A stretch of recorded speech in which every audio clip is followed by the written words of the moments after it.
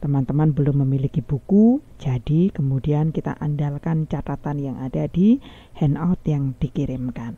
Dalam pembahasan mengenai konsep dasar dan juga sejarah manajemen, kita dikenalkan kepada pembahasan definitif mengenai apa yang dimaksud dengan manajemen dengan fungsi-fungsinya, dan juga ada pembahasan mengenai apa yang dimaksud dengan manajer dengan berbagai tahapan pembagiannya, baik itu manajer atas, manajer menengah, dan juga manajer bawah. Kemudian di bahasan mengenai sejarah manajemen ada pembahasan mengenai berbagai teori-teori yang sudah berkembang di dalam dunia manajemen pada masa-masa dahulu dan masa-masa sekarang, apa yang kemudian diaplikasikan sekarang.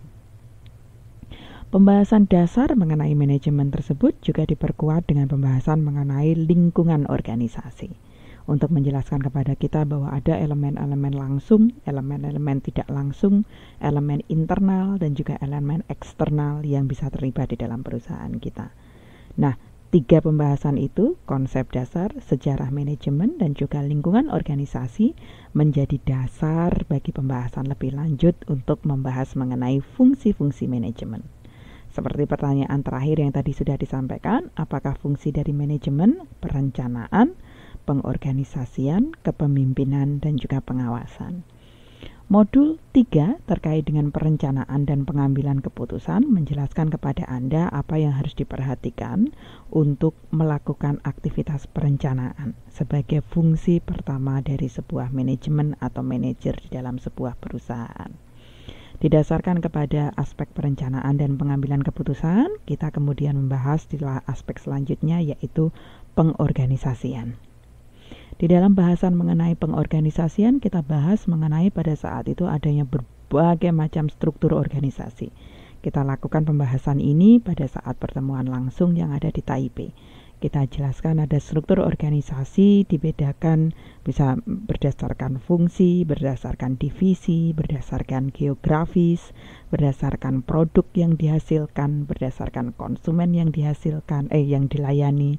Kemudian juga ada struktur organisasi bersifat matriks, kemudian ada garis kewenangan, garis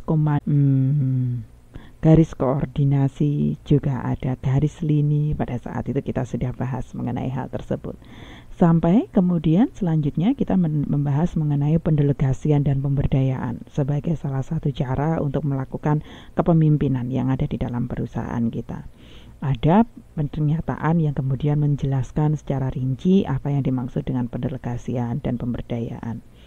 Sampai dengan yang terakhir, fungsi manajemen, kita membahas mengenai pengawasan.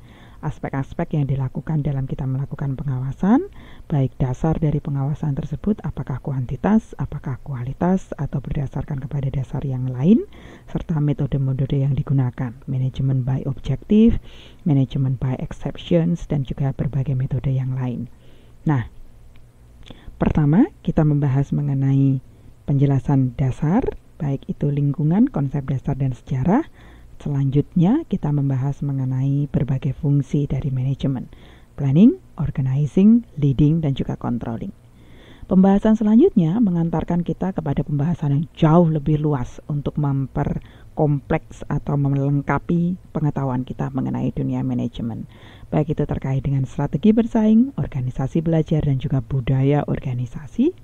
Ada juga pembahasan mengenai globalisasi, pembahasan mengenai manajemen perubahan dan juga knowledge management, kemudian pembahasan mengenai dasar-dasar etika yang barusan tadi kita bahas, dilengkapi juga dengan tanggung jawab sosial, dan juga ada pembahasan mengenai komunikasi dan motivasi di dalam organisasi dengan berbagai pendekatan teori motivasi yang kemarin sudah dijelaskan di dalam kelas kita.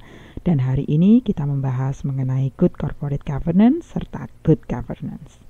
Semuanya itu adalah pembahasan di kelas manajemen kita, teman-teman. Dan sejauh ini teman-teman sudah menjalani semua pembahasan tersebut dengan lancar. Berbagai ilmu yang ada di buku tebal kita, yang segepok ini bisa menjadi bantal kita bersama, sudah mulai Anda pelajari satu demi satu. Memang teorinya sangat banyak, memang aplikasinya sangat luas, tapi pembahasan mengenai di mata kuliah manajemen ini adalah pembahasan dasar yang akan menjadi dasar Anda untuk melanjutkan langkah mempelajari